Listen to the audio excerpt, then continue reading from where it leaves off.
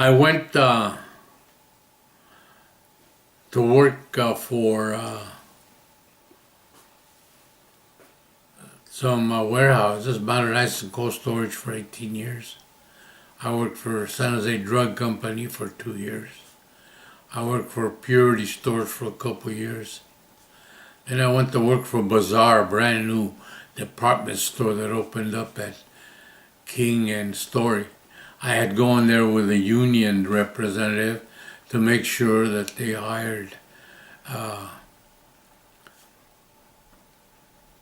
Chicanos and blacks in a proportion that the community had, and wound up being offered the job of foreman in the warehouse. I worked there for 3 years. 1971, I went to work for Charles Knight, and we had a good companionship in these things that we were able to produce together. Charles Knight who was he?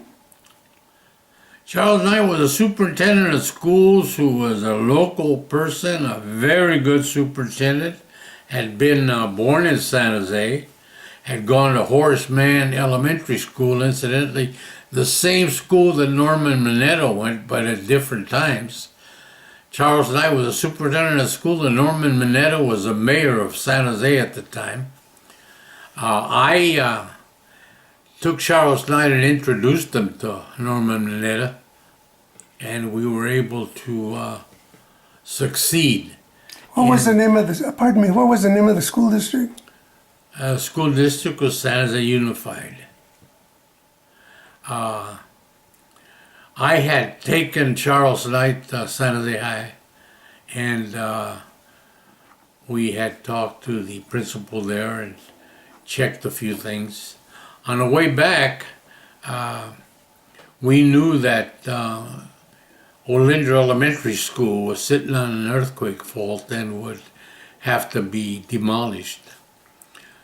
So he says, what do you think we can do about replacing that? I took him down to William Street Park on William Street, and I showed him a brand new baseball field for softball players. And I said, Charlie, you see that softball field over there where the adults play?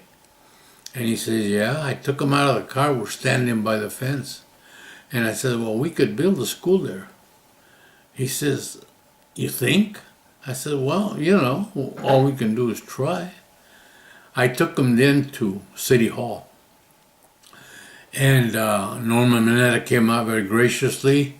I introduced them. They shook hands. I told them what Charles Knight had come up with. It always worked better when I gave the other person the credit, and since they had a bigger title, it always made a bigger impact. Anyway, he called the staff together. I helped write the ballot for selling San Jose junior high school property where the school had already been demolished because of the earthquake fault. Which school was that? So that Roosevelt Jr. High, and that's 10.2 acre property. And the ballot measure says, shall the city of San Jose trade 10.2 acres of Roosevelt Junior High property for 10.2 acres at the start of William Street Park. The ballot went on, and it was 90, I think it was 96,000 to 66,000, some huge number, and it passed. And so we were able then to have a park, which is now Roosevelt Park, for the people that lived south of Santa Clara Street. And now we had a park at William Street Park for the people that lived north of Santa Clara Street without kids having to cross that busy street. So, Jack, you talked about working with Charles Knight in 71, and you had been talking about Guadalupe Church in the 50s. So why did Charles Knight know who you were? You know, starting around 1962, I made several presentations before the San Jose Unified School Board. I talked directly with the superintendent at that time, which was not Charles Knight. I can't remember his name. Anyway, it got so hot for him, he quit. And Charles Knight, I think, probably came on board late 60s. I had a very close and dear friend, Jose Carrasco, who's got a doctorate from Stanford. At the time was a English teacher at junior high at Roosevelt. And understanding the conditions that were not proper for a proper education, he had a student walk out. And they walked out of class and pulled an awful lot of the other students with them. And he got in hot water. They wanted to remove his teaching credential because he wasn't properly. And the group, they included Sofia Mendoza and her husband Gilbert, and quite a few of the folks that we had put together went before the board and before the superintendent. And the superintendent was so impressed with Jose that he hired him. And so Jose was instrumental in giving me some of the information that he wanted presented before the school board and before the superintendent. And that's how Charles Knight got to know me. He also thought that I was a real important community leader, and I didn't tell him any different. He offered me the job in his office, and I worked for him for a little over 2 years. Going back a little bit, you also said that you met some people at Roosevelt and were also involved with talking with the press. You know, the only one I knew at the time that was very, very active and an impressive individual was Sofia Mendoza. She is a fighter from the start. And we had so much in common. The compatibility was what I think helped us produce what we did with the People Arriba organization, with the organization that was a community alert patrol, and the continuation of working with schools, mainly Olinder Elementary, Roosevelt Jr. High, San Jose High, and for a while there even Peter Burnett Junior High on 4th Street.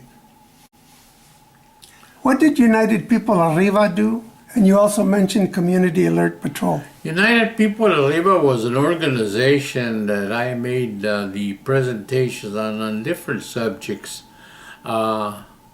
mainly getting the Mexican community, a very strong community, involved in voter registration, sign up, make sure you vote. You need to vote not only locally but statewide and nationally.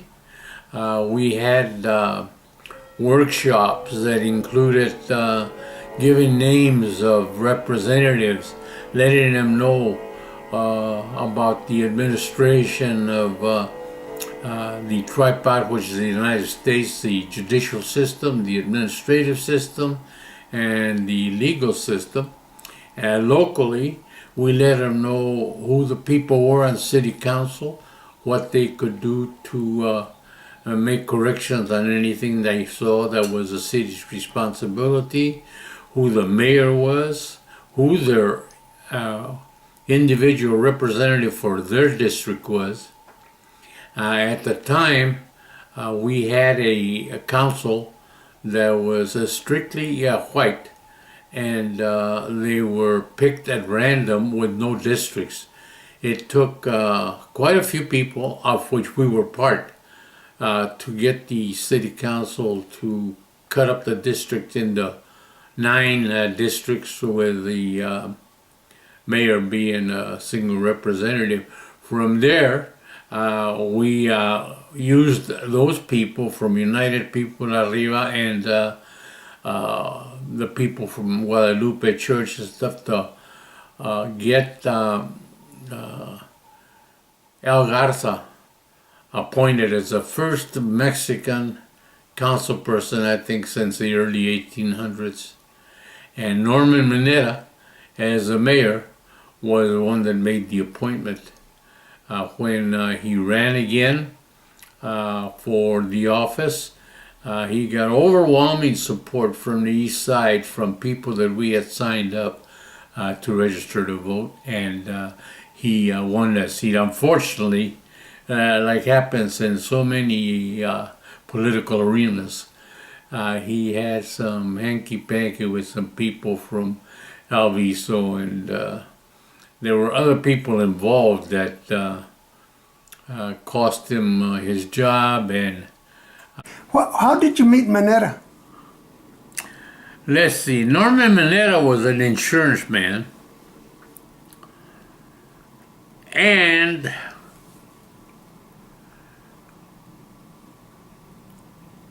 he had been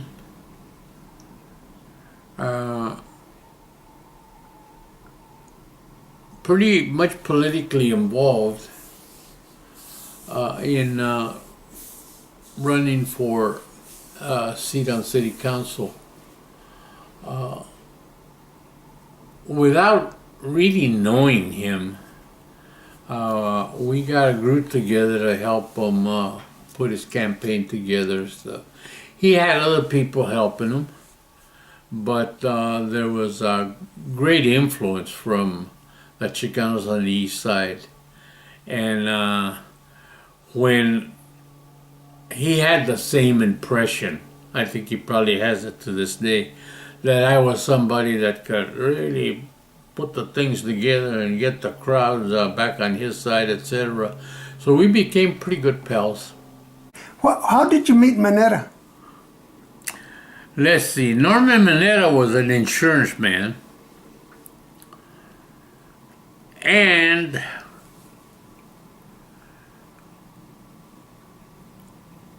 he had been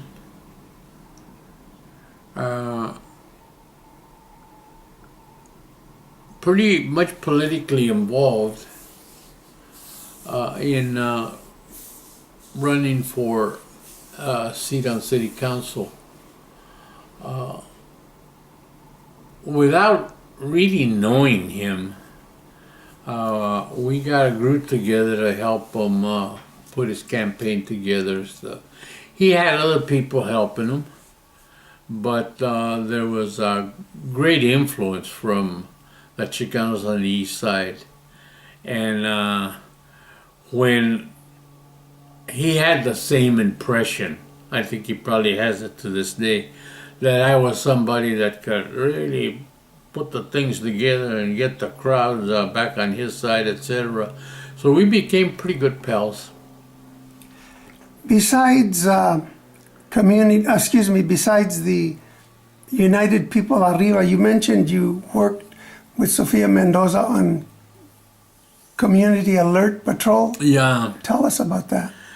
The Community Alert Patrol was put together by Sofia, by Gilbert, and by a very special friend. Everybody does, Fred Hirsch. Fred was a tireless worker. He was a plumber. He was in the union. To this day, he's pretty active in making sure that he stays on the side of the working class. And so altogether, Fred and I became fast friends. Altogether, we were able to put together a group, get some equipment, cameras, recorders, and we could listen to, at the time, the brutality in the police department was at a level that was heavier than anything that you saw in Mississippi or Louisiana. And the Chief Blackmore, was mostly thrown ahead. The guy that ran the department was... You said about the community love patrol observing police. There were a big group of us. Who are some of the people in the group? Let's see. There was Sophie. There was Gilbert. There was Pinon. There was Carrasco. There was Humberto Garza. There was Jessie, Reyna. There was